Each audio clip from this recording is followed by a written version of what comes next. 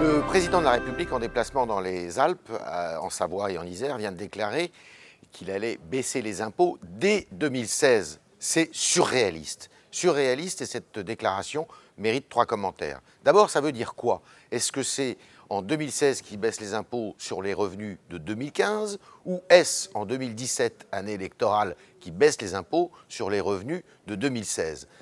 Là, eh bien, quelques précisions seraient nécessaires. Deuxièmement, baisser les impôts, oui, mais alors nous avons une croissance qui est à la peine, on l'a bien vu au deuxième trimestre de cette année, zéro, une croissance nulle, et rien ne dit que la croissance eh bien, va augmenter et progresser dans les prochains mois, puisque on voit il y a des signes qui sont très pessimistes en Chine, et puis les pays émergents, eh bien, eux aussi, souffrent d'une situation et d'un contexte international qui est mauvais.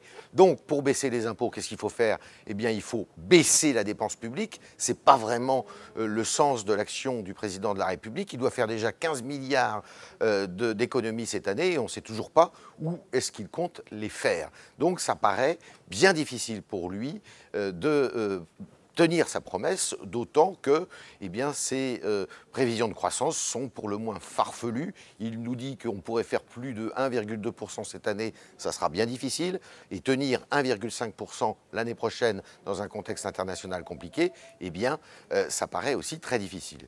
Troisième remarque, eh bien, c'est simple, si le président de la République fait cette promesse, c'est que l'élection présidentielle se profile, qu'il est déjà en campagne, qu'il est entré en campagne et que eh bien, les premières promesses, comme d'habitude, commencent.